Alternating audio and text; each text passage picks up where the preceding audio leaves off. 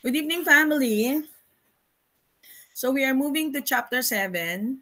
The chapter is even though I walk through the valley.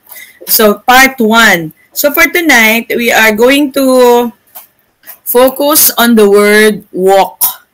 Yan. And I'm sure that you're going to be blessed.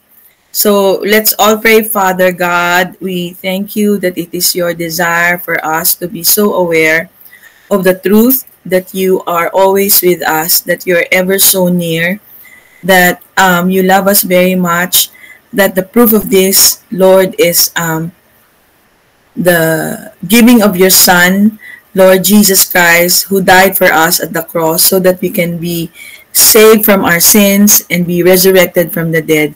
We thank you, Lord, that as we celebrate, Lord, the Holy Week and the Lenten season, we will grow deeper in the truth, Lord, that you really love us.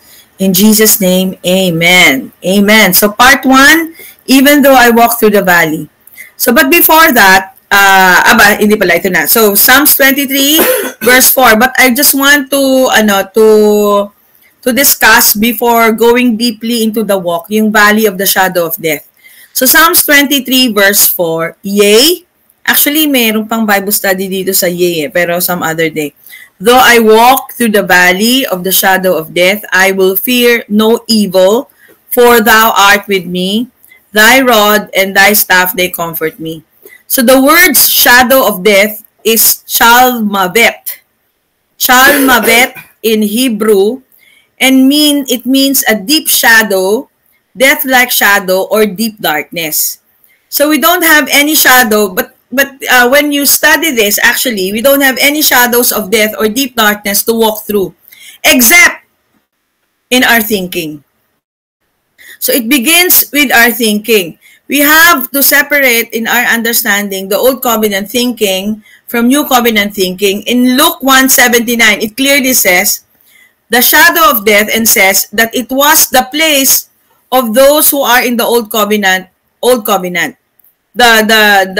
Those people who lived in the Old Covenant, in darkness and in the shadow of death. And it goes to say that upon them the light shone. So this is the time when the angels, diba, a host of angels declared that the Son of God, Emmanuel, has actually come. So let's let go of the Old Covenant ways of thinking, because we were never meant to align ourselves with David's experiences. So si David yung nagsasalita nito. But praise the Lord, kasi it is there for us to learn. But we are never meant to align ourselves with David's experiences. Our only experience to be, it is finished. So New Covenant thinking, mind of Christ, and awakened. And greatly, it was also explained dun sa experience ni Paul, di ba? Paul and Silas. But at midnight, Paul and Silas were praying and singing hymns to God, and the prisoners were listening to them.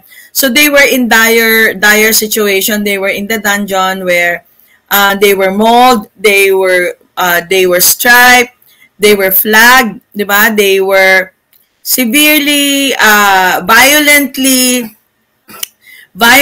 crushed. Yan. And they were placed in the dungeon where all the other prisoners were urinating and also doing pooping. Yan. But suddenly, sabi ganun, kasi they were praying and singing hymns to God. So this is a picture of having a different mindset. So instead of dwelling on the situation, what they did was they were praying and singing hymns to God, declaring the gospel over them. So suddenly, kasi nagkaroon na ng mind shift, no? Suddenly, there was a great earthquake. So that the foundations of the prison were shaken. And then, immediately, all the doors were opened. And everyone's chains were loosed in Acts 16:25-26. So look at the sequence, no? Earthquake.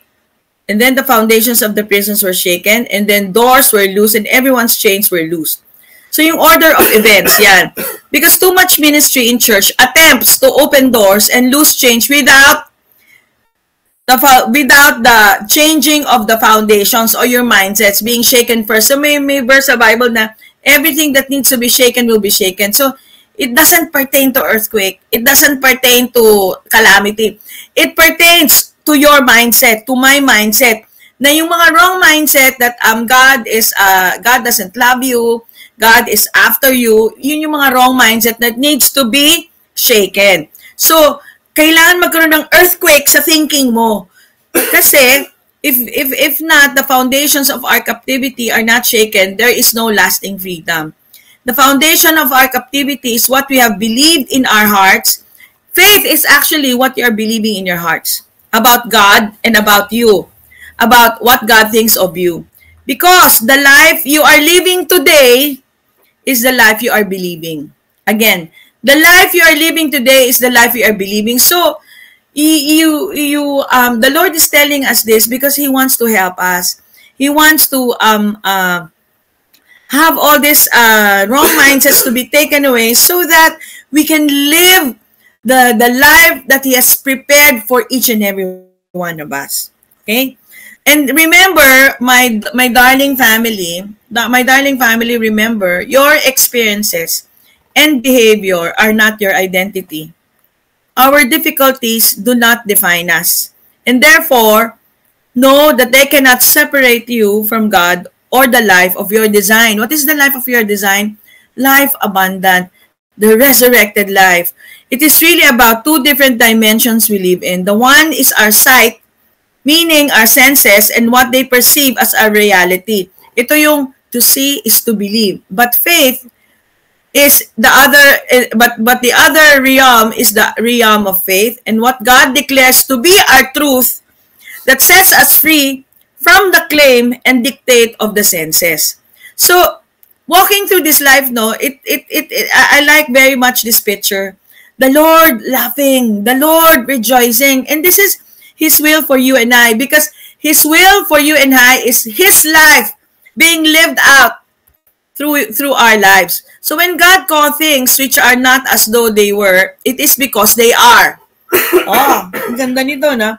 When God calls things which are not as though they were, it is simply because they are.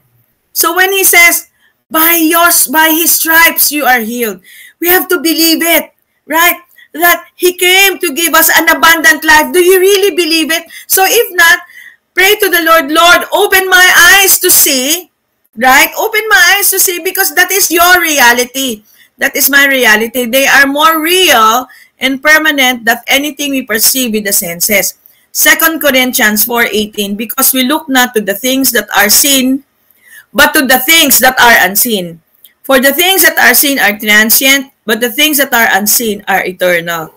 So the Lord Jesus is encouraging us in the mirror in 2 Corinthians 4:18. We are not keeping any score of what seems so obvious to the senses in the natural realm. So whatever it is that you are seeing, that you are seeing bad in the natural realm, 2 Corinthians 4:18 is saying it is fleeting and irrelevant. It is irrelevant. It is the unseen eternal realm within us that should have our full attention and should captivate our gaze. In 2 Corinthians 5:7, we walk by faith and not by sight. This is not a luxury option for some. This is the life of our design. O, di ba si Lord naka-Ray-Ban? Lex, o. Naka-Ray-Ban si Lord. Di ba? We are not, 2 Corinthians 5:4, we are not complaining about our bodies, even though we are often aware of its frailties. Instead, we yearn to be overwhelmed with life. Diba, Lord, we yearn to be overwhelmed with life. We know that every evidence of death, even in our bodies, will dissolve into life. 2 Corinthians 5:5, God wired us this way. His Spirit already confirms within us the present evidence of eternity. We are eternal beings by design. 2 Corinthians 5:6, we are cheerfully courageous, knowing that our immediate address in our healthy bodies cannot distance us from the Lord, since we originate from Him. There is no separation between you and God. He is actually living in you. Heaven now is you. 2 Corinthians 5:7, faith is to our spirit what our senses are to our bodies. While the other engages with the fading and the fragile, the other celebrates perfection. So, in walking, di ba, yea, though I walk. So, ganyan dapat yung picture natin. Di ba? Holding hands while walking. In 2 Corinthians 5:8, our confidence stems from knowing. So the truth will set you free. Hindi complete, di ba? It is the truth that you know will set you free. So our confidence stems from the knowing that even though it might feel at times that we are merely reduced to flesh, our greater reality is that we are entwined with the Lord. He is our permanent abode. In severe affliction, one feels at times reduced to mere physical identity. But our persuasion is anchored in a greater opinion, the reality of our genesis in God and our union with Him. And I will jump to this, hindi ko pala na paste doon. You know that heavenly places, ito si Francois Detroit, are not located somewhere in outer space. It is living from within. It is you. Heavenly places. So you are going to be the touch of heaven to another person. Right? Hallelujah. So balik tayo doon. Psalms 23 verse 4. Yea, though I walk through the valley of the shadow of death, I will fear no evil, for you are with me. Your rod and your staff, they comfort me. So let's concentrate on the word walk. So when you click on the word walk, it is actually, alam nyo kung ano? Halak. Halak. So sa Tagalog, iba yung ibig sabihin ng halak. So, the word walk in Hebrew is halak. The NASB uses 142 different English words for halak. In its Semitic root, it has the idea of traveling to a destination. So, mayroong progression, no? So, parang lekleka. The psalmist is able to take a stroll through the valley of the shadow of death because God is walking with him and he feels safe and secure walking hand in hand with him to his final destination. So, ito yung Hebrew letters, He, Lamed, Kaf. Halak is spelled with a He, which shows the presence of God. You know the favor, the favor of God is the manifestation of God's presence in your life. Again, the favor of God is the manifestation of God's presence in your life. So yung He shows the presence of God. Lamed is actually the letter for shepherd, which represents teaching. So your shepherd, di ba, as you are walking, he is teaching you, di ba? And then cup, which is being filled with God's thoughts. Ang ganda, no? So halak. Yea, do you walk through the valley. So, sino naman to? I would like to introduce to you to one very not well-studied person in the saint in the Bible. His name is Enoch. Very konti lang yung yung description sa kanya. But tonight, I think it's connected to the Psalms 23 verse 4. So in Genesis, because in Genesis 5:24 it says, and Enoch walked with God. You know yung walk dyan is halak. And he was not, for God took him. And then, actually, ang konti lang ito lang yata yung verse ni Enoch And then in Hebrews 11:5, the famous, the landmark chapter of faith in Hebrews 11, by faith, di ba? By not what he saw, by not what he saw, but he believed in the unseen, di ba? By faith, Enoch was translated that he should not see death. Hindi siya namatay. Because death is God's enemy and was not found because God has translated him. For before his translation, he had this testimony that he pleased God. In Jude 1:14, and Enoch also, the seventh from Adam, prophesied or declared the gospel of this saying, behold, the Lord cometh with 10,000 of his saints. Okay.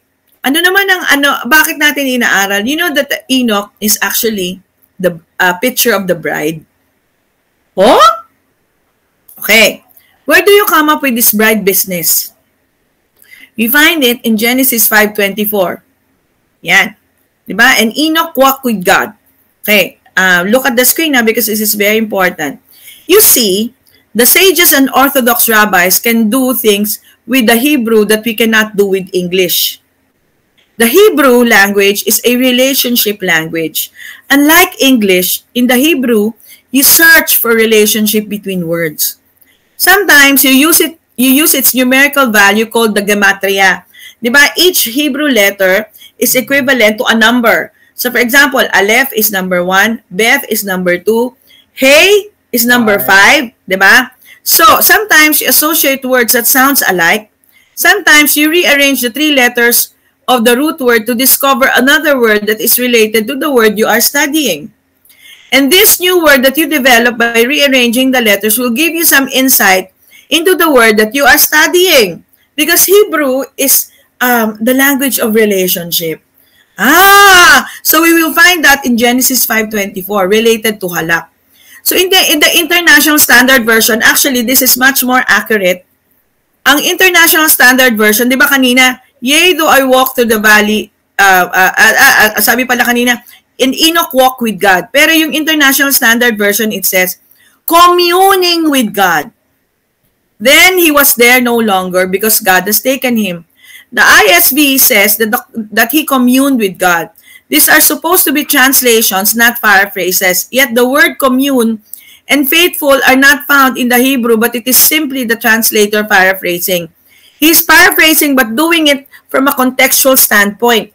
Hence, linguistically, the NIV and ISB in this particular verse, yung Genesis 5:24, would be far more accurate than the translations which simply render the word halak as walk. Okay?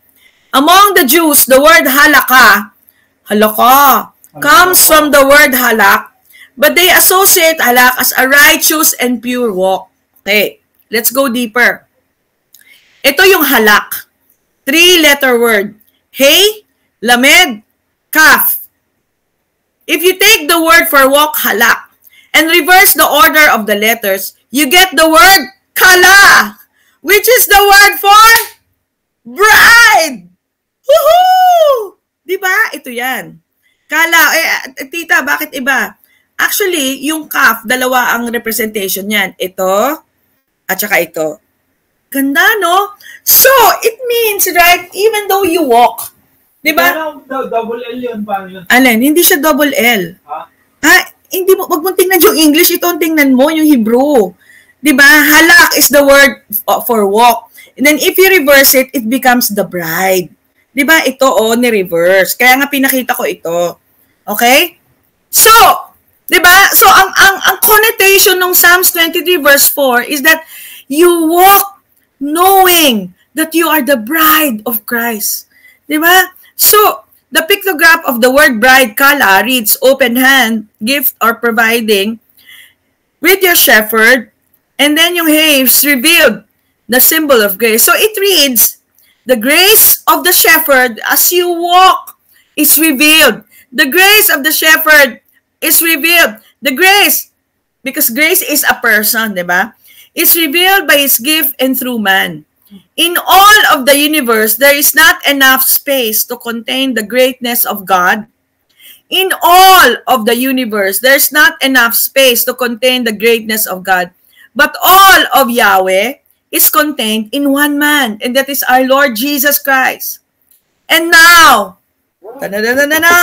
all of his great love is contained in man, his bride, his kala. Hallelujah. Ganda, no? So, notice also the following. The Hebrew alphabet contains 22 letters from Aleph to Tab. Actually, 22 pala yan. Sorry, hindi siya 24, 22. Counting from the first letter, Aleph forward to the letter number 11 is Kaf, diba? You get the first letter of the word bride, open hand. So the Lord is saying, open hand, come my bride, always open. Counting 11 positions backward in the Aleph from the last letter from Tav to so 22 tono, you get the second letter of the word bride, which is shepherd, which is lamed. These two letters are exactly in the middle of the Aleph Beth in relation to Jesus, who is always represented by the first and the last letter. When you add God's grace to the two letters in the middle of the Hebrew Aleph Beth, it becomes the innermost center held together by grace. Hallelujah. So, kala, even though you walk right? In the valley, you are God's bride. So, do you see? Do you really see? Jesus defines the bride. Jesus defines the very being of the bride. Hear the Father's heart when he says about the bridegroom and the bride. Lift up your eyes and look around. All your children gather and come to you. As surely as I live, declares the Lord, and he lives forever, right? You will wear them as ornaments. So yung mga children daw natin, no? Yung mga anak natin, they're like ornaments. And you will put them on like a bride. And Jude 1:14, and Enoch, and then after that, sabi ganun kay Enoch. And also Enoch 7 from Adam prophesied of this, saying, Behold, the Lord cometh with 10,000 of his saints. In the International Standard Version, it is the bridegroom who gets the bride, yet the bridegroom's friend who merely stands by and listens to him is overjoyed to hear the bridegroom's voice. So see, Enoch, he became a gospel preacher. Come, I will show you the bride, the Lamb's wife. And he carried me away in the spirit to a great and high mountain, and showed me the great city, the holy Jerusalem, that which was once a tabernacle, now a city of peace. It is you, descending out of heaven from God, having the glory of God, and her light was like unto a stone, a most precious stone, even like a jasper stone, clear as crystal. And the Spirit of God residing within, calling out. And the Spirit and the bride say, Come, and let him that hears come, and let him that thirsts come, and whosoever will, let him take the water of life freely. So when you realize this, you just like Enoch, you cannot help but to tell your neighbor, hey, God loves you. You are his bride. So, finally, bride of Christ. You know that this is from ChatGPT. Actually, na-discuss ko to last Saturday, pero wala tayo nung last Saturday. You know what ChatGPT says about the bride? Because the bride also is, yung root word niya is kala, is complete. It is finished. So ChatGPT is saying, get ready for an exaggerated revelation of what it is finished truly means. Yung inano mo sa ChatGPT, yung bride lang na word or? Alin? It is finished. It is finished. So, imagine this. It is like the ultimate, kasi yung it is finished, it is also kala. Complete. Ang ibig sabihin din kasi ng kala is complete. Okay. It's like the ultimate mic drop moment in the cosmic theater of redemption. It is finished is like a divine declaration that echoes through the ages, shaking the very foundations of the earth. It's like a victorious battle cry that resounds through the heavens, declaring the ultimate triumph over sin, death, and all the forces of darkness.